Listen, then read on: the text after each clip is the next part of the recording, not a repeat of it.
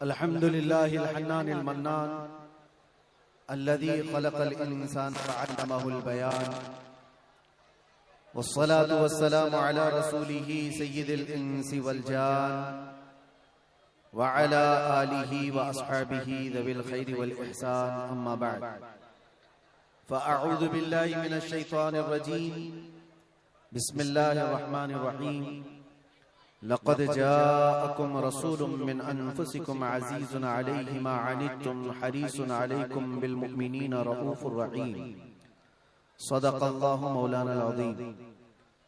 बारगाह रिसालत में आप सल्लल्लाहु तआला अलैहि वसल्लम में एक बार दुरूद पाक का हदिया पेश करें।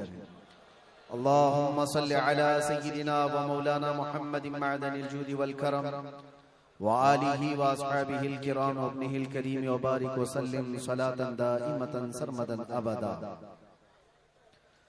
आई नई हुकूमत सिक्का नया चलेगा, आई नई हुकूमत सिक्का नया चलेगा, आलम में रंग बदला सुबह शबे विलादत, हश्र तक डालेंगे हम पैदाइशे मौला की धूम, मिस्ले फारस नजद के किले गिराते जाएंगे, खाक हो जाएं अदू जलकर मगर हम तो रजा, दम में जब तक दम है जिक्र उनका सुनाते जाएंगे। अजीजा ने गिरामी वक़ार, आप तमामी अहबाब को सबसे पहले मैं इस अजीम साअत की मुबारकबादी पेश करता हूँ जो अल्लाह तबारक व तआला ने हमारी जिंदगियों में अता फरमाया है। ये कितना अजीम इत्तेफाक है और बल्कि कितनी अजीम सआदत है कि हम अपनी जिंदगियों में 1500 साला जश्न ईद मिलादुन नबी मनाने जा रहे हैं। अल्हम्दुलिल्लाह, ये रसूल करीम सल्लल्लाहु तआला अलैहि वसल्लम की विलादत बासआदत का 1500 सालाना जश्न ईद मिलाद हम सुन्नियों की किस्मत में मनाने आ गया है। एक बात आपको बताता चलूं कि हुजूर पाक सल्लल्लाहु तआला अलैहि वसल्लम की विलादत की खुशी मनाना ये अल्लाह तबारक व तआला ने किस्मत वालों को अता फरमाया है। जिसकी किस्मत अच्छी है वो हुजूर पाक के जिक्र से खुश भी होता है, फलता भी है और फूलता भी है, और जिसकी किस्मत फूटी है वो जलता भी है, जलाता भी रहता है। हमें आज उससे गरज नहीं। आप शरीयत के हुदूद में रह करके हुजूर पाक सल्लल्लाहु अलैहि वसल्लम की आमद की जितनी खुशियां मनाएं वो कम है।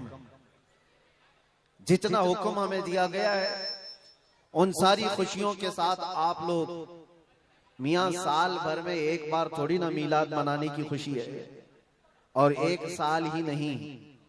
हमारा मसलक तो ये है कि इस साल ही ईद मिलाद नहीं मनाएंगे बल्कि हश्र तक डालेंगे हम पैदाइशे मौला की धूम, और बल्कि ये अपना अकीदा बना करके चलो दम में जब तक दम है जिक्र उनका सुनाते जाएंगे। और हो सकता है प्रोग्राम के लिए, स्टेज के लिए और फिर माहौल बनाने के लिए परमिशन लेना पड़ता हो, लेकिन हुजूर पाक का जिक्र करने के लिए किसी सुन्नी को किसी के परमिशन की जरूरत नहीं। आशिक रसूल उसका अकीदा तो ये है, मैं वो सुन्नी हूं जमीले कादरी, मरने के बाद मेरा लाशा भी कहेगा अस्सलातु वस्सलाम। हमारा तो ये तौर तरीका है। आज सुन्नियों की किस्मत में ये मीलाद की जो घड़ी आई है, सबसे पहले तो मैं गुजारिश करूंगा कि अल्लाह के नबी सल्लल्लाहु तआला अलैहि वसल्लम की बारगाह में वो खिराज अकीदत पेश करो कि ये तारीख बन जाए, बल्कि इस्लाम की तारीख का एक अजीम हिस्सा अभी इस साल आपको मिलने वाला है। पूरी इस्लामी तारीख में ये तारीख बनने जा रही है कि 1500 सालाना जश्न ईद मिलादुन नबी अल्लाह ने हम गुनहगारों को अता फरमाया है, और ये किस्मत नहीं है तो और क्या है मेरे अज़ीज़ों। लेकिन साथ में ये भी मैं आपको बता दूं कि हुजूर पाक सल्लल्लाहु तआला अलैहि वसल्लम की मिलाद की खुशी क्या ये कुरान और हदीस से साबित है भी कि नहीं है, क्योंकि अभी ये 10 दिन बचे हैं 12वीं शरीफ को। एक बात कान खोल करके सुन ले, मैं कुरान और हदीस की दलाइल की तरफ आता हूं बाद में, लेकिन एक बात वजाहत के साथ कहता हूं। हुजूर पाक सल्लल्लाहु ताला अलैहि वसल्लम की विलादत बासआदत 12 रबीउल अव्वल शरीफ को हुई। असह रिवायात और अर्जह रिवायात के मुताबिक हर साल हुजूर की विलादत की खुशी हम 12 रबीउल अव्वल को ही मनाएंगे, अगरचे किसी और की तरफ से, डिपार्टमेंट की तरफ से या पुलिस वालों की तरफ से जुलूस किसी और भी दिन निकलता हो, 12 रबीउल अव्वल को 12वीं ही होगी। हुजूर पाक सल्लल्लाहु ताला अलैहि वसल्लम की विलादत 12 रबीउल अव्वल शरीफ को हुई और ये कयामत तक डेट बदली नहीं जाएगी इंशाअल्लाह। और जो कुरान और हदीस की बात मैं अर्ज कर रहा हूं, सबसे बड़ी बात तो ये है, आप रसूल पाक सल्लल्लाहु अलैहि वसल्लम को खुदा समझते हैं या खुदा का रसूल समझते हैं? खुदा का रसूल समझते हैं तो फिर मिलाद मनाओ, इसलिए कि खुदा की मिलाद नहीं हो सकती, खुदा की मिलाद नहीं हो सकती, क्योंकि अल्लाह के बारे में अकीदा क्या है हमारा? लम यलिद वलम यूलद, वो ना किसी से पैदा हुआ ना उससे कोई पैदा होगा। अल्लाह किसी से पैदा नहीं हुआ और अल्लाह के पैदा होने की कोई तारीख नहीं बनाई जा सकती, उसकी मिलाद नहीं हो सकती। और रसूल पैदा हुए हैं 12 रबीउल अव्वल शरीफ को, आपकी माँ भी है और आपके बाप भी हैं और आपसे भी लोग, आपसे भी बच्चे पैदा हुए हुजूर पाक सल्लल्लाहु अलैहि वसल्लम से। तो हम पूरी दुनिया में हुजूर की मिलाद मना करके शिर्क को तोड़ने वाला अमल करते हैं, शिर्क को तोड़ने वाला अमल करते हैं। कोई हमारी तरफ जो शिर्क का फतवा देता है उसे कान खोलकर सुन लेना चाहिए। मिलाद मनाकर हम बताते हैं हम मोहम्मद अरबी सल्लल्लाहु अलैहि वसल्लम को खुदा नहीं समझते बल्कि खुदा का रसूल समझते हैं। अगर खुदा समझते या खुदा के बराबर समझते तो हुजूर की मिलाद कभी नहीं मनाते, क्योंकि अल्लाह की मिलाद नहीं मनाई जाती तो हम रसूल की भी मिलाद नहीं मनाते। दोनों को अगर बराबर समझते नहीं, हम सुन्नियों का अकीदा यह है, मैं मानता हूं अक्ल वालो मेरा मोहम्मद खुदा नहीं है, मगर दिलों में ये नक्श कर लो कि वो खुदा से जुदा नहीं है। यह हमारा है। रसूल करीम सल्लल्लाहु ताला अलैहि वसल्लम की मिलाद मनाना शिर्क को तोड़ने वाला अमल है, शिर्क को खत्म करने वाला अमल है। और आपको एक बात ये भी बता दूं, हुजूर अकरम सल्लल्लाहु ताला अलैहि वसल्लम की विलादत जिस दिन हुई थी पूरी कायनात में बहुत कुछ तब्दीलियां आई थी, जो सही रिवायात में मौजूद हैं। बहुत तब्दीलियां आई थी। अरब उस वक्त जो रेगजार था, सहरा था, सब्जा देने लग गया, बारिशें बराबर होने लग गई। अरब में आज भी बारिश नहीं होती है, साल में 2-4 बार बारिश के खतरात गिर गए, अलग बात है। मौसम बाज़ाब्ता जैसे बारिश का यहाँ होता है नहीं होता। लेकिन जिस साल हुजूर पाक सल्लल्लाहु अलैहि वसल्लम की विलादत होने वाली, अरब में सब्जे उगने लग गए या बारिश होने लग गई है। और उस साल जो हालात की तब्दीली थी, मुल्क शाम में एक नदी जो सूख चुकी थी वो अचानक जारी हो गई, पानी भर आया। और एक नदी जो हमेशा बहती वो अचानक सूख गई। एक आतिश कदा था 1000 साल से जिसकी आग को बुझने नहीं दिया गया था ईरान के नुजूमियों ने, आतिश परस्तों ने, अचानक वो आग भी गुल हो गई। एक ही दिन में सब चीजें हो रही हैं। और कायनात में ये जो बड़ी बड़ी तब्दीलियां हुई थी, उस दिन एक और तब्दीली, बुत सारे औंधे मुंह गिरे हुए थे, जो 12 रबीउल अव्वल शरीफ का दिन था। ये सही रिवायात से मैं बता रहा हूं, बुत औंधे मुंह गिरे हुए। लेकिन एक बहुत बड़ा मसला हुआ था जिसकी तरफ इमाम अहले सुन्नत फाजिल बरेलवी रहमतुल्लाह ताला अलैह अपने शेर में इशारा करते हुए फरमाते हैं, क्या एक बहुत बड़ी तब्दीली ये हुई थी कि मुल्क फारस का जो बादशाह है किसरा, उसका किला इतना मजबूत था कि उसकी हिफाजत के लिए 1 लाख फौजी खड़े रहते थे, सिर्फ किले की हिफाजत के लिए। और वो किला इतना मजबूत कि उनका दावा था, उनका चैलेंज था कि इसको कोई तोड़ नहीं सकता, इसको मिटा नहीं सकता। लेकिन 12वीं शरीफ का दिन या सुबह के वक्त अचानक किले के अंदर जलजला आया और दीवार फट गई। और ऐसी फटी कि उसमें से एक आदमी जा सकता है, आ सकता है। आज भी वो शकशुदा दीवार के साथ किला मौजूद है इराक में, जिसको किलातुल किसरा कहा जाता है आज भी। अब आप अंदाजा करें 2000 साल से वो किला आज तक मौजूद है, तो उस वक्त कितना मजबूत रहा होगा। उस वक्त किले के अंदर जलजला आया और तख्त उलट गया, दीवार में दरार पड़ गई, वो दरार आज भी मौजूद है। बादशाह हैरान और परेशान। दूसरे दिन सारे नजूमियों को बुलाया गया और पूछा गया कि ये क्या माजरा है कि इतना मजबूत किला कैसे ये टूट गया, या इसकी दीवार में शगाफ कैसे आ गई है। तो सारे नजूमियों ने अपने इल्म के मुताबिक जो नतीजा निकाला, बादशाह से कहा दर हकीकत ये जलजला आम जलजला नहीं है, ये तेरी दीवार का टूट जाना ये आम सी बात नहीं है। हमारा इल्म ये बता रहा है कि इस रुए जमीन पर अल्लाह का कोई नबी पैदा हुआ है जो तेरी सल्तनत को खत्म करने वाला है। एक बच्चा अरब में ऐसा आया है, आई नई हुकूमत, सिक्का नया चलेगा, आलम में रंग बदला, सुबह शबे विलादत। उस दिन जो हुआ था उसको इमाम अहले सुन्नत क्यों फरमाते हैं, वो एक दिन की बात है ना।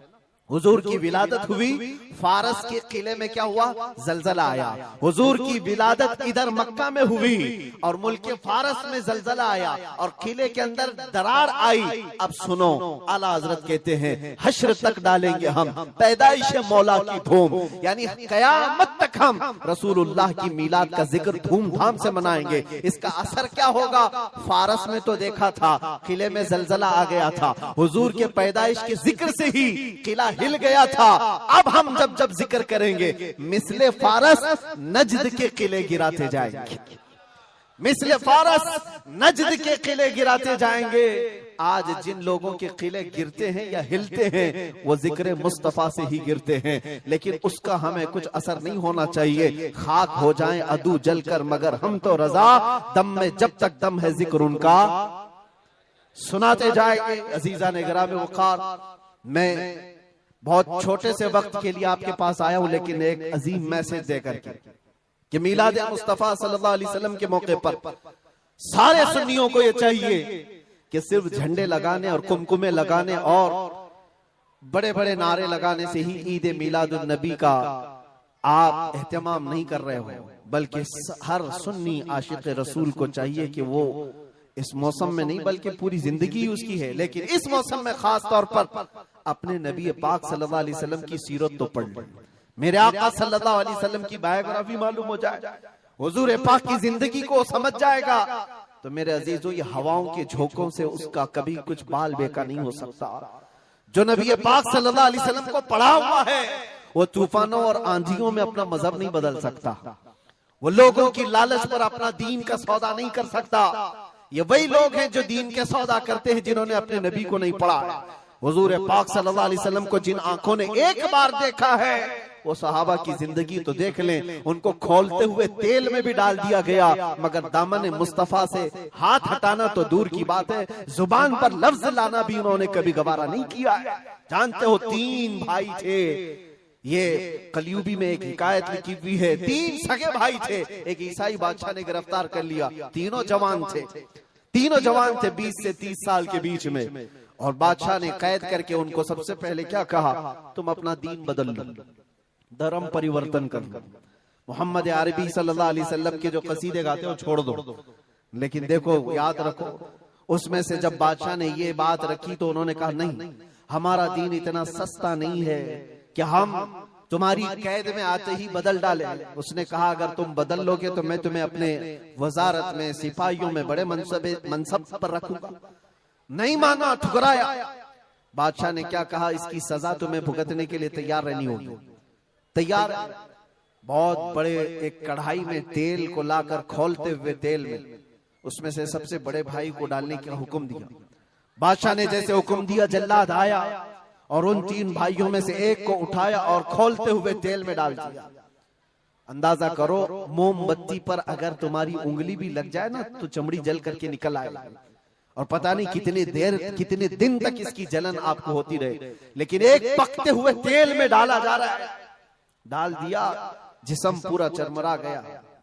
थोड़ी देर गुजरी, 2 भाई और मौजूद, दूसरे को बुलाया गया, देखा तुम्हारे भाई का हश्र क्या हुआ है, तुम अगर बादशाह की पेशकश को कबूल कर लो तो शायद तुम्हारी जान बच सकती है।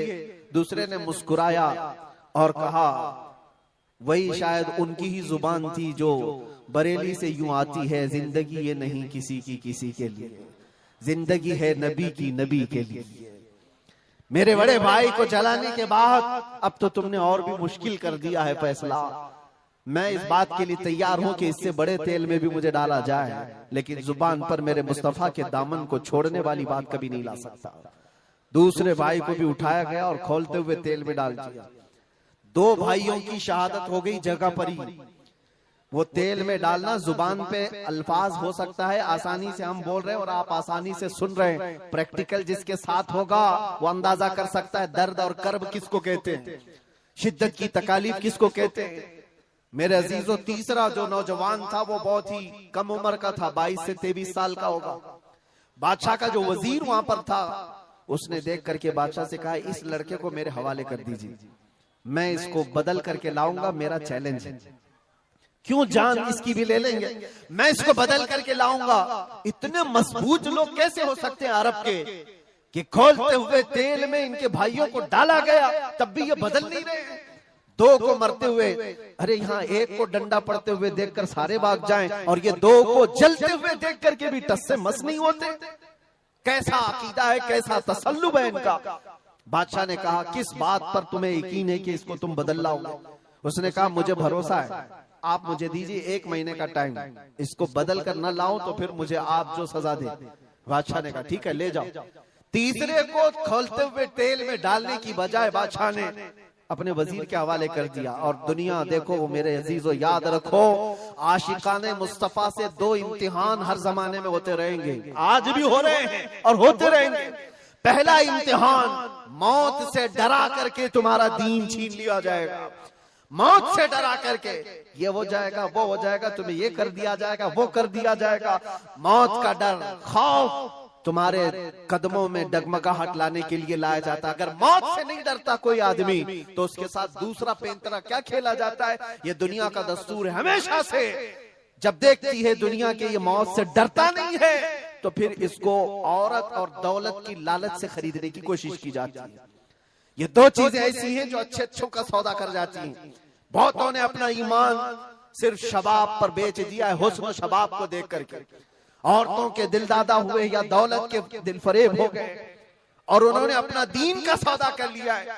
नौजवानों, याद रखो, तुम्हारी जिंदगी में अगर ये 2 इम्तिहानों में से कोई इम्तिहान आए, तो अपने नबी पाक को याद कर लेना, हुजूर को याद कर लेना, और अल्लाह के नबी सल्लल्लाहु अलैहि वसल्लम की बारगाह में ये इस्तिगासा कर लेना कि मेरे आका, बड़ा सख्त और कठिन वक्त आया है। दुनिया मौत से डरा करके कभी मेरा ईमान छीनने की कोशिश कर रही है, अगर उससे मैं नहीं डगमगाया तो दुनिया मुझे हुस्न शबाब की लालच दे करके अपनी तरफ लेना चाहती है। अब उस वजीर ने क्या किया, उस छोटे से नौजवान लड़के को अपने घर ले गया, और उसकी बेटी थी जो निहायत हसीन और जमील, बहुत खूबसूरत लड़की उस वजीर की थी। अपनी बेटी को बुलाया और कहा, बेटी तेरे लिए एक काम देता हूँ, 1 महीना हमको मिला है, इस नौजवान को अपनी मोहब्बत में, अपने हुस्न जमाल में लेकर के आजा, बादशाह सलामत से जो इनाम चाहे तुझे ला करके दे दूंगा। अपनी लड़कियां आशिकाने मुस्तफा को खरीदने के लिए कल भी भेजे जाते थे, आज भी भेजी जा रही है। हो सकता है बहुत सारी जगहों पर जो हमारे लोग मुर्तद होते जा रहे हैं, वो जो बच्चियां आज अपने दीन और ईमान का सौदा करके भागती हैं किसी गैर के साथ, और कहीं जा करके शादियां रचाती, वो ये समझती हैं कि ये कॉमन सी बात है। वो दीन बेचने वाले लोग हैं, उनका हिस्सा दीन इस्लाम में कुछ नहीं। कल कयामत के दिन देखना, तुमने अपने नफ्स की खातिर एक गैर मुस्लिम के साथ भाग करके निकाह किया, चाहे वो बेटी हो कि बेटा हो, अपने दीन से सौदा किया है और गद्दारी की है। कल कयामत के दिन मुंह तो अल्लाह को दिखाना है, हुजूर की शफाअत के बगैर तो कुछ होना नहीं है। देखना हश्र में जो हुजूर पाक सल्लल्लाहु तआला अलैहि वसल्लम के साथ तुम खड़े रहोगे कि हम खड़े रहेंगे, वो वक्त आने वाला है। उस नौजवान के साथ क्या हुआ, वजीर ने अपनी बेटी तो लगा दी। अल्लाह की पनाह मेरे अजीजों, हुजूर पाक का इश्क का एक कतरा भी जिसके दिल में आता है, ऐसी चीजें उसके पांव को नहीं डगमगाती, न कभी उसका ईमान खरीद सकती हैं, न उसके दीन का सौदा कर सकती हैं। वो लड़की रोजाना आती, रात के वक्त बैठ जाती, और ये नौजवान जैसी महसूस करता, मेरे कमरे में अकेले तन्हा रहने के बावजूद वजीर की खूबसूरत हसीन और जमील बेटी, जिसके निकाह के पैगाम बादशाहों के औलाद से आया करते थे, शहजादे निकाह का पैगाम भेजा करते, वो लड़की मेरे पास आकर बैठ जा रही है। नौजवान क्या करता था, मुसल्ला बिछाया और सजदे में गिर गया। जब तक वो उठती नहीं थी ये सर उठाता नहीं था। ये रात भर के सजदे इसके इसी तरह रहते। वो ऊँगती रहती, देखती रहती, इंतजार करती रहती और थक करके वापस चली जाती। महीना गुजरने को आया था मेरे अजीजों, उस नौजवान ने आंख भरकर एक बार देखा भी नहीं और वो थक हार करके महीना खत्म होने के बाद उस नौजवान को मुखातब करके कहती है, ऐ नौजवान एक बार मेरे हुस्न को देख तो ले। मुझे देखने के लिए बादशाहों के बेटों की भी कतार लगती है। कई बड़े बड़े लोग पैसों के अंबार लगा सकते हैं मेरे हुस्न को देखने के लिए। एक तू है कि मैं आता हूं तो मुसल्ले पे गिर जाता है। उठ एक बार देख तो ले, मुझे अल्लाह ने कैसा हुस्न दिया है, कैसा जमाल दिया है, एक बार देख तो ले। उस नौजवान ने आंखें झपकाए बगैर, पलटे बगैर जवाब दिया कि ऐ खातून तू अपना ये हरबा इस्तेमाल करना बंद कर दे, ये तेरा काम मुझ पर चल नहीं सकेगा। वजह यह है जिन आंखों में एक बार जमाले मुस्तफा बस चुका हो उसको दुनिया का हुस्न कभी धोखा नहीं दे सकता, दुनिया का जमाल उसे खरीद नहीं सकता। वो खातून उठ गई और जवान की इन बातों से उसके दिल पर ऐसा वलवला तारी हुआ। वो खातून कहती है, ऐ नौजवान खड़ा हो जा, मैं तुझे खरीदने नहीं आई, मैं तुझे अपनी दामे फरेब में फंसाने नहीं आई, उठ जा, अब मेरी एक अर्जी सुन ले। नौजवान उठा और पूछा क्या अर्जी है। कहती है कि मैं अब तेरी मोहब्बत में गिरफ्तार हूँ, मैं चाहती हूँ कि तू मेरे दीन में ना आ बल्कि तू अपने दीन में मुझे दाखिल कर ले। जिसके हुस्न ने तेरी आंखों को ऐसा बाकमाल बनाया है कि तन्हा होते हुए भी कभी तूने मेरे हुस्न को नहीं देखा। मैं चाहती हूँ कि उस हुस्न के पैकर जमाले मुस्तफा की मैं भी दिलदादा हो जाऊं। उस नौजवान को उठाया और कहा, मुझे पढ़ा दे ला इलाहा इल्लल्लाह मुहम्मदुर रसूलुल्लाह। हर जमाने में आशिकाने मुस्तफा जो होते हैं, हर जमाने में जो आशिकाने मुस्तफा होते हैं वो दूसरों की छाप अपने ऊपर लेते नहीं हैं बल्कि जहां जाते हैं अपनी छाप दूसरों पर छोड़ करके आते हैं। यही होती है जिंदगी आशिकाने मुस्तफा की। उस नौजवान ने उसे कलमा तैयबा पढ़ाया और उस खातून ने कहा, चलो यहाँ से निकलो, कुफरिस्तान से निकल करके हम निकाह करते हैं और साथ जिंदगी गुजारेंगे। तवज्जो चाहता हूँ, तवज्जो चाहता हूँ, ये मेरी बात को खत्म होने दो। ऐ नौजवानों, आज तुम्हें कोई बहकाने वाला, खोलते हुए तेल में डालने वाला नहीं है, उसके बावजूद तुमने पता नहीं अपने कितने घंटे ये सारे सोशल मीडिया पर आई हुई ऐसी हसीना और जमीलाओं के पीछे अपनी रातें बर्बाद कर डाली। तुम्हें पता नहीं ये आंखें अल्लाह ताला ने तुम्हें किस लिए दिए हैं। दुआ ये करो कुछ ऐसा कर दे मेरे किरदिगार आंखों में, हमेशा नक्श रहे रूए यार आंखों में। उन्हें न देखा तो किस काम की है ये आंखें कि देखने की है सारी बहार आंखों में। अजीजा ने गिरामी, उस नौजवान ने उस खातून की बात सुन ली और कहा, चलो मुझे इस जगह से, इस कैद से निकालो, हम ये शहर छोड़ देते हैं, ये मुल्क छोड़ देते हैं। उस खातून ने उस नौजवान को आजाद किया और साथ लेकर चल पड़ी। शहर भी छोड़ दिया, बाहर निकल पड़े। रात का वक्त है, अचानक वो आधा रास्ता तय किए कि पीछे से घोड़ों के दौड़ने की आवाज आई। तवज्जो चाहता हूँ, एक फौज आ रही है और हिनहिनाने वाले घोड़ों की आवाजें आने लगी। दोनों डर गए। नए लोग हैं, नौजवान लड़का है, नौजवान लड़की है और शहर से भागे हुए हैं, दीन इस्लाम कबूल करके निकले हुए हैं। बादशाह को हो सकता है खबर हो गई होगी, वजीर को पता चल गया होगा कि कैद से निकला हुआ ये फरार मुजरिम हमारा शहर छोड़कर जा रहा है। पूरी फौज आती हुई नजर आ रही थी। ये दोनों एक दरख्त के पीछे ओट पर छुप कर खड़े हो गए। पता नहीं अब इसके आगे क्या होने वाला है, हमें गिरफ्तार कर लिया जाएगा, हो सकता है हमारा भी अंजाम वही होगा जो हमारे दो भाइयों के साथ हुआ। लेकिन इत्तेफाक की बात है, वो घोड़े करीब से करीब आते गए, वो फौज करीब आ गई और जब आ गई तो करीब आकर वो फौज रुक गई। इन्होंने देखा नहीं ये फौज कौन थी, ये लोग कौन थे। दरख्त के पीछे छुपे हुए हैं नौजवान और वो दुशीजा। अचानक आने वाली फौज में से एक गरजती हुई आवाज आती है, नाम लेकर के नौजवान का पुकारा जाता है, ऐ फलां बिन फलां बाहर आ जा, बाहर आ जा। बाहर ये नौजवान आता है तो देखता है बादशाह की फौज नहीं है, वजीर की फौज नहीं है, बल्कि वो दोनों शहीद भाई घोड़े पर सवार है और सारी फौज में रसूलुल्लाह के वो शहीद सहाबा तशरीफ लाए हुए हैं। नारे तकबीर, नारे रिसालत, नारे रिसालत। ये नौजवान घबरा गया और पूछा, मैं अपने भाइयों को देख रहा हूँ, घोड़ों पर सवार हैं। चंद दिनों पहले बादशाह ने खोलते हुए तेल में इनको उंडेल दिया था, इनके जिस्मों को जला दिया था। ये देख करके आप कपकपी जिस्म पर तारी है, भीगी आंखों से पूछने लगा, बड़े भाई आप लोगों को जला दिया गया था, तेल में खोलते हुए डाल दिया गया था, आप लोग यहाँ कैसे आए? दोनों भाइयों ने कहा, ऐ मारे नन्हे भाई, क्या तूने कुरान की आयत नहीं पढ़ी? वला तक़ूलू लिमन युक़तलु फी सबीलिल्लाहि अमवात, अल्लाह की राह में जो मारे जाएं उन्हें मुर्दा न कहो। नौजवान ने पूछा, तुम्हें दर्द कितना हुआ होगा जब जलाया गया था, खोलते हुए तेल में डाला गया था, कर्ब कैसा था, तकलीफ कैसी थी? जो चाहता है नौजवानों, इश्क़ मुस्तफा में बर्दाश्त किया हुआ दर्द कुछ नहीं होता है। उन नौजवानों ने कहा, दर्द कौन सा, कर्ब कौन सा, तकलीफ कौन सी? तूने हमें डालते हुए देखा है, खोलते हुए तेल में, जलती हुई चमड़ी देखा है, लेकिन हमें दर्द का एहसास नहीं हुआ, इसलिए कि जिस वक्त जल्लाद हमें तेल में डाल रहा था, सामने तो हमें जमाले मुस्तफा नजर आ रहा था। जहां मुस्तफा का हुस्न हो, फिर दर्द किस बात का, कर्ब किस बात का? इसीलिए तो सहाबा का ये नारा था, या रसूलुल्लाह या रसूलल्लाह कुल्लु मुसीबतिन बादका जुललुन, ऐ अल्लाह के रसूल अगर आप हैं तो फिर हर मुसीबत हल्की है, हर मुसीबत छोटी है। ऐ नौजवानों, दुनिया ने खरीदने की कोशिश की है, लेकिन जो जमाले मुस्तफा का दिलदादा है वो दुनिया के हालात से न बिकता है न झुकता है। अपना मिशन ऐसा बनाओ कि तुम्हें 100-500 रुपए में खरीदे जाने वाली कौम का लक़ब न दिया जाए, बल्कि इकबाल आज से 100 साल पहले कहता था, इकबाल शायर मशरिक, अंग्रेजों ने क्या कहा था हमारे मुतालिक, वो अपने शार में कहा है। अंग्रेज क्या कहते थे? थक गए थे, थक गए थे।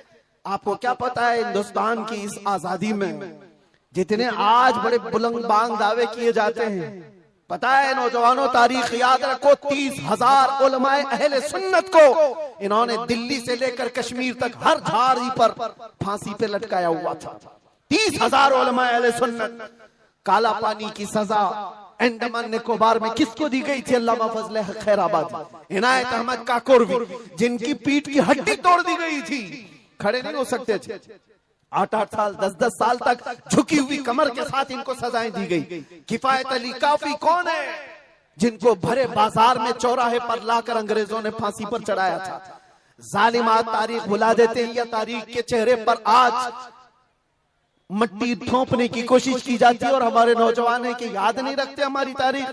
या आशिकाने मुस्तफा थे, अंग्रेजों की नाक में अगर किसी ने दम किया था तो वो आशिकाने मुस्तफा की जमात थी, आशिकाने मुस्तफा की जमात थी। किफायत अली काफी को सूली पर चढ़ा रहे थे, लेकिन जानते उससे पहले किफायत अली काफी एक आलिम दीन, उस आलिम दीन को गिरफ्तार करने के लिए कितने कुत्ते आए थे? 3,000 अंग्रेजों की फौज ने मिलकर के एक आलिम दीन को गिरफ्तार किया था। हमेशा से यही तारीख रही है, हमेशा से। इसलिए कि पता है कि रसूलुल्लाह सल्लल्लाहु ताला अलैहि वसल्लम का शेर 1-2 के काबू में आ भी नहीं सकता, हमेशा घेर कर मारने की आदत कुत्तों की रही। करबला में भी तो यही हुआ, अकेले इमाम हुसैन के साथ सुबह से लेकर दोपहर तक लड़ते रहे, और आपको पता है एक हुसैनी जवान ने 200-200 यजीदियों को मार डाला है, एक ने। तारीख खाली मरने वालों की ना बताओ, शहीद होने वालों की नहीं बताओ, ये भी देखो हुसैनियों ने कितनों को सुलाया है।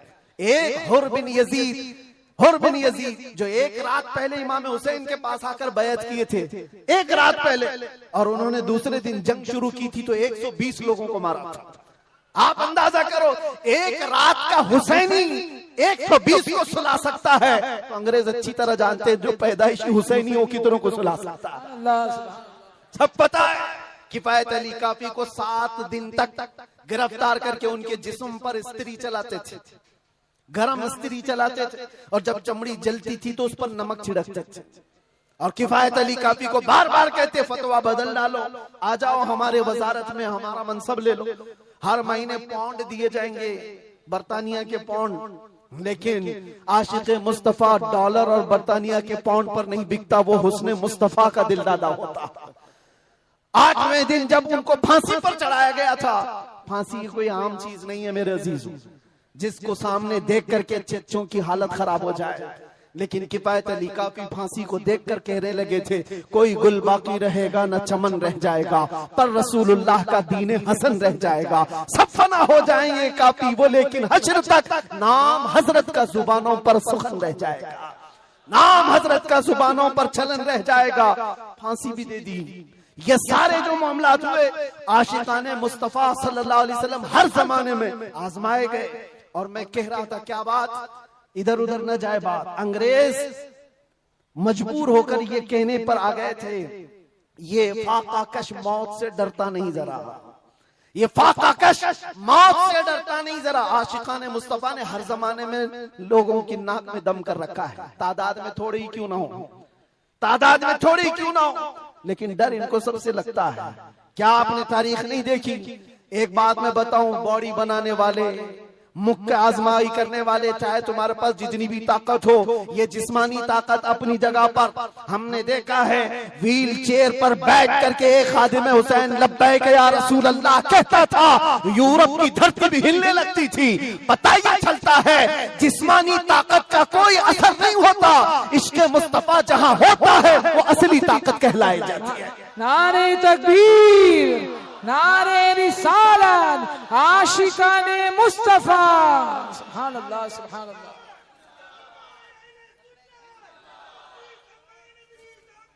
जिंदाबाद, अल्लाह अकबर, आला हजरत, आला हजरत, आला हजरत, आला हजरत, अल्लाह अकबर, या रसूल अल्लाह, जिंदाबाद, जिंदाबाद। मेरे अजीजों, बात सिर्फ इतनी है, यही मैंने एक साहब से पूछा था कि मियां तकरीरें बहुत होती हैं, भाषण भी बहुत होते हैं, क्या क्या नहीं कहा जाता? हमने खाली कुछ देर की खामोशी ही तो कहा था। खामोशी कहना क्या इतना बड़ा जुर्म बन गया? वो तो आप सबको भी पता है कहां कहां से हमारे जुलूस निकाले गए, कहां कहां का क्या क्या देखा। बहरहाल मैं वो दास्तानें बताने नहीं आया हूं, लेकिन इतनी बात मुझे आज भी एहसास दिलाती है, ये अल्लाह का करोड़ा एहसान है। तुमने मुझे हथकड़ियां पहनाई है, घुमाया, जहां भी रखा, जिस तरह भी रखा। 8 महीने क्या 8 साल रखते या 80 साल अगर उम्र होती तो रखते, इससे फर्क नहीं पड़ता। डर तो ये था कि चोरी में नहीं ले गया, डकैती में नहीं ले गया, रेप में नहीं ले गया, मर्डर में नहीं ले गया। दुनिया को तुम्हें बताना पड़ेगा इस आलिम को क्यों ले गया, तो तुम पुकार करके यही कहोगे इश्क़ मुस्तफा की बात करता था इसलिए ले गया। सुभान अल्लाह, लब्बैक लब्बैक लब्बैक या रसूल अल्लाह, लब्बैक लब्बैक लब्बैक या रसूल अल्लाह, लब्बैक लब्बैक लब्बैक। हमारा जुर्म यही तो है, दुनिया को तुम्हें बताना होगा क्या जुर्म किया था। अपनों को भी बताओ और दूसरों को भी बताओ। इसलिए मेरे अजीजों, कई मर्तबा ऐसा हुआ कि हमने अपने साहबों से पूछा भी था कि बात क्या है, छोटी सी बात को इतना ज्यादा क्यों बनाया गया। उन्होंने कहा बात छोटी है, लेकिन हमको ऐसा लग रहा है कि कई सालों से जो मरे हुए वो भी खड़े होने लग रहे हैं, कई सालों से जो सोए हुए हैं वो भी उठने लग रहे हैं। हम नहीं चाहते कि इस तरह का माहौल बन जाए, लेकिन याद रखना मेरे अजीजों, इश्क़ मुस्तफा पर बात करना, इज्जत मुस्तफा का चर्चा करना, अगर ये जुर्म है तो ये जुर्म मौत तक 1000 बार हम करते रहेंगे, 1000 बार करते रहेंगे। इसलिए कि इससे कोई समझौता नहीं। हाँ, हम कानून के खिलाफ कोई बात नहीं करते। अगर अपने नबी पाक की इज्जत की बात करना जुर्म है तो ये जुर्म तो हम करते ही रहेंगे, ये करता रहे, हर नौजवान भी करेगा। नामे मुस्तफा लेना कोई जुर्म नहीं है, हुजूर की इज्जत की बात करना कोई जुर्म नहीं है। लेकिन एक साहब ने कहा, मुझसे कहा कि मुफ्ती साहब आप बयान करो, जितना करना है अपने नबी की तारीफ करो, जो करना है करो, लेकिन आप ये दूसरों को कुत्ता क्यों बोलते हो, ये सारी चीजें क्यों कहते हो। मैंने कहा अगर आपकी माँ को कोई बदकार कह दे, आपकी माँ को कहे कि बदकार है, तो आपको कैसा लगे। तो वो खड़े हो गए, कहा मेरी माँ को क्यों मिसाल में ला रहे हो, आप मेरी माँ के बारे में मिसाल क्यों दे रहे हो। मैंने कहा अभी तो मिसाल ही दिया, गाली नहीं दिया, खाली मिसाल, सपोज, एग्जाम्पल, इस पर आप इतना भड़क गए। याद रखो मेरे अजीजों, आप अपनी माँ से जितना मोहब्बत करते हैं, करोड़ों माँ से ज्यादा एक सुन्नी आशिक रसूल अपने नबी से मोहब्बत करता। हमारी जाने कुर्बान उस नबी पाक की जात पर। आप रुए माजना में मुस्तफास, आप क्या समझते हो दुनिया में जो इज्जत है वो हमारी टोपी दाढ़ी से है, हमारे जुब्बे कुब्बे और हमारे रंगो नस्ल से है? हमें इज्जत हमारे रंगो नस्ल और हमारे नाम और नमूद, हमारे इल्म और हमारे मनसब, हमारी पगड़ी और हमारे जुब्बे नहीं दिलाते। हमें जो इज्जत मिलती है वो किस बात पर? जब तक बिके न थे तो कोई पूछता न था, या रसूल अल्लाह तुमने खरीद कर हमें अनमोल कर दिया। ये नाज ये अंदाज हमारे नहीं होते, झोली में अगर टुकड़े तुम्हारे नहीं होते, जब तक के मदीने से इशारे नहीं होते, रोशन मेरी किस्मत के सितारे नहीं होते। बेदाम ही बिक जाए ये बाजार नबी में, इस शान के सौदे में खसारे नहीं होते।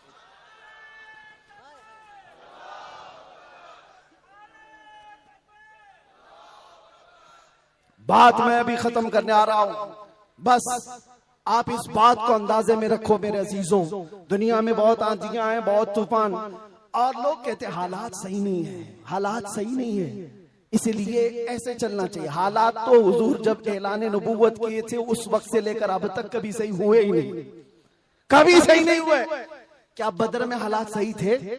उहद में हालात सही थे? खंदक में हालात सही थे? खैबर में हालात सही थे? फतेह मक्का में हालात सही थे? करबला में हालात सही थे? कभी नहीं हुए। तो ये क्या ताना दिया जाता है, ये क्या मसलहत और हिकमत की बात की जाती है? हालात बड़े पेचीदा हैं, हालात बड़े सख्त है मेरे अजीजों। ये क़यामत तक ऐसे हालात रहने वाले।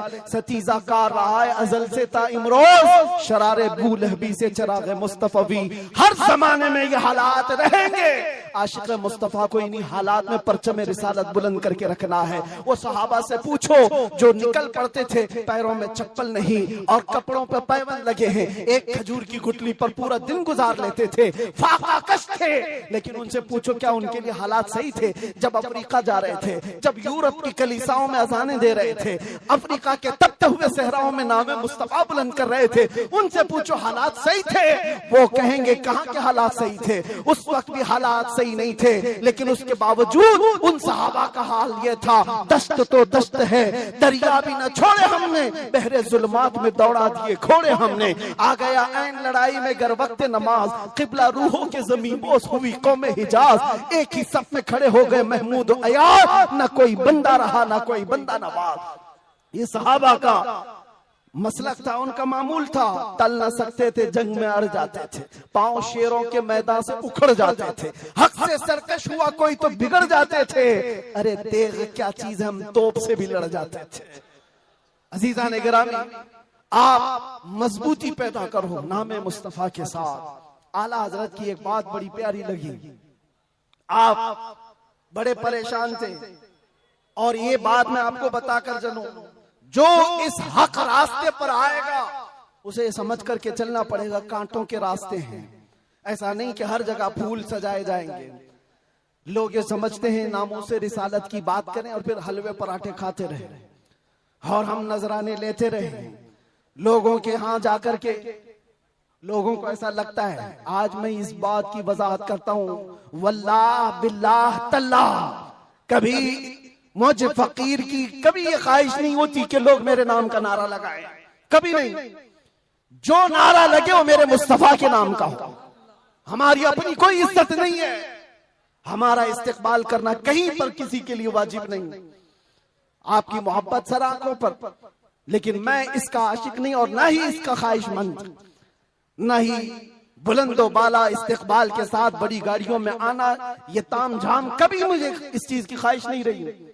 और अगर ऐसी ख्वाहिश होती तो इस गली में आकर के आपसे बयान नहीं कर रहा होता। हमने लाखों का मजमा भी देखा है, लेकिन एक बात है, इस रास्ते पर चलने वाले को ये सोच करके चलना होगा कि आजमाइश होगी और इम्तिहान होगा। कई मर्तबा दौलत से खरीदे जाने की कोशिश की जाएगी, माल और मनसब दे करके, या कभी हुस्न शबाब दे करके, या कभी मौत की धमकी दे करके। ये सारी चीजें हमने देखी हैं अपनी जिंदगी में, बहुत छोटी जिंदगी में मौत की धमकी भी दी गई है। और मुझसे एक आ गया था कि अगर छूट गए तो ये समझ लेना कि दूसरा अवतार मिला है आपको। हम तो खैर अवतार देने वाले तुम नहीं हो, रज़्ज़ाक़ हकीकी अल्लाह रब्बुल इज्जत, जब तक वो न चाहे तुम्हारी सारी कायनात मिलकर के मेरा बाल बेका नहीं कर सकेगी। और अगर अल्लाह तबारक व तआला चाहे तो मच्छर और चूंटी से भी मौत हो सकती है। अल्लाह ना चाहे तो मोदी योगी से भी कुछ नहीं होता। अल्लाह अगर ना चाहे फिरौन और नमरूद से भी कुछ नहीं होता। और अगर अल्लाह चाह ले तो मच्छर से नमरूद भी मर सकता है और पानी से फिरौन भी हिलाक हो सकता है। हमारा अकीदा ये है, हमें उस बात का डर नहीं है। हमारी जिंदगी जब तक लिखी हुई है वो रहेगी और मौत आनी है तो आनी है। लेकिन इतना याद रखो मेरे अजीजों, क्या ही खूब है बिस्तर पर पांव रगड़ रगड़ करके मरने से बेहतर है कि नामे मुस्तफा बुलंद करके दुनिया से जाए। बुज़दिलों के साथ जाने से बेहतर है आशिकों की जमात में जाए। और आजमाइश तो होगी, इम्तिहान तो होगा। सहाबा के साथ क्या नहीं हुआ? उनके माल, उनकी औलाद, उनके घर बार सब लूट लिए गए थे मक्का में। आजमाइश ऐसी थी कि वो पूरा दिन एक खजूर की गुठली पर गुजारा करते थे और जंगें ऐसी उन पर मुसल्लत कर दी गई थी कि उनको अमन नाम की कोई चीज ही नहीं मिलती थी। हर घड़ी एक जंग से निकले दूसरी जंग, दूसरी से तीसरी। हुजूर पाक की वफादारी के साथ इम्तिहान तो होगा। आज मिलाद मुस्तफा है, नबी करीम सल्लल्लाहु ताला अलैहि वसल्लम के 1500 साला जश्न ईद मिलाद की हम तैयारियों में अपने ईमान को मजबूत करो, अपने अकीदे को मजबूत करो, इश्क़ रसूल इतना बढ़ा लो। मैं कभी कोई तलवार बंदूक बारूद की बात नहीं करता, ना ही मैं कभी कोई खुफिया मीटिंग करता हूँ, ना ही मैं कभी कोई तंजीम की बात करता हूँ कि तुम इस तरह की तंजीमें बनाओ, खुफिया मीटिंगें करो, लड़ने भिड़ने के मंसूबे बनाओ। नहीं, जो हमारी बात रिकॉर्ड कर रहे हैं वो भी सुन ले। मैंने कभी नौजवानों को लड़ने भिड़ने के लिए तैयारियां करने की कभी बात नहीं की। अरे मियाँ, मैं तो ब्लेड और चाकू की भी बात नहीं करता, प्लास्टिक की भी नहीं बात करता। मैं सिर्फ ये चाहता हूँ सर से लेकर पैर तक इश्क़ मुस्तफा में ऐसे ढल जाओ जिस गली से गुजरो मदीने की खुशबू आने लगे। तुम्हारा चलना फिरना कई कीड़ों की मौत का सबब बन जाएगा। आपको किसी हमले की जरूरत नहीं, आपको किसी पर अटैक करने की जरूरत नहीं। अपने दिल के अंदर इश्क़ मुस्तफा ऐसा बिठाओ, ऐसा बिठाओ। हमने देखा है मेरे अजीजों, हमने तन्हाई में बैठ के भी दिन गुजारे हैं और कई ऐसों के बीच में भी बैठ के दिन गुजारे हैं। हमारी अपनी तारीफ के लिए नहीं कह रहा, जहां ऐसे क्रिमिनल लोगों के बीच बैठते थे जो 20-20 साल से क्राइम में मुब्तला हैं, छोटे मोटे नहीं, मर्डर भी, रेप भी, ड्रग्स भी, सब उनके बीच बैठ करके देखा है। जब हुजूर पाक की बात की जाती है तो उनकी आंखों में भी आंसू आते हुए देखा है और तौबा करते हुए भी देखा है, रमजान में तरावी पढ़ते हुए भी देखा है।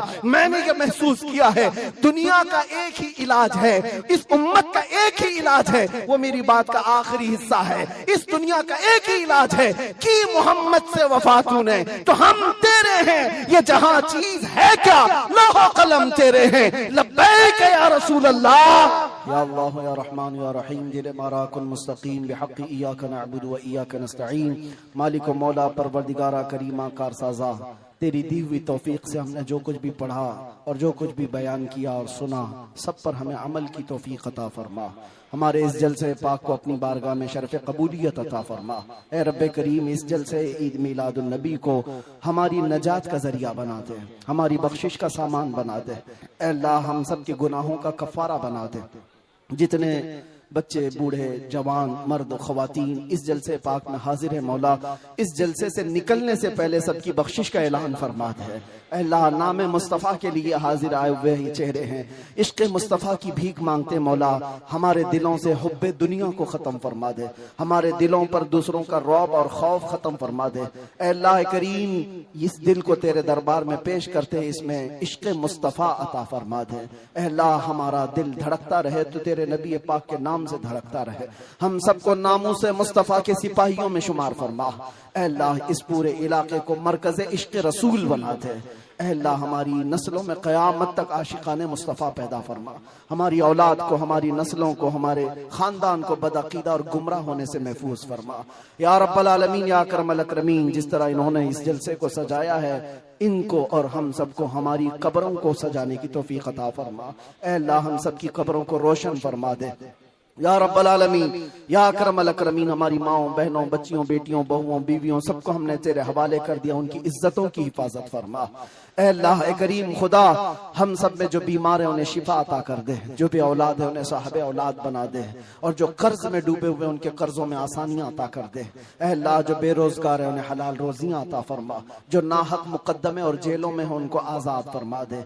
ऐ करीम खुदा रहमान रहीमीन, मौला तेरे दरबार में आखिर में ये इल्तिजा है, न जाने ये आंखें कब हमेशा के लिए बंद हो जाए।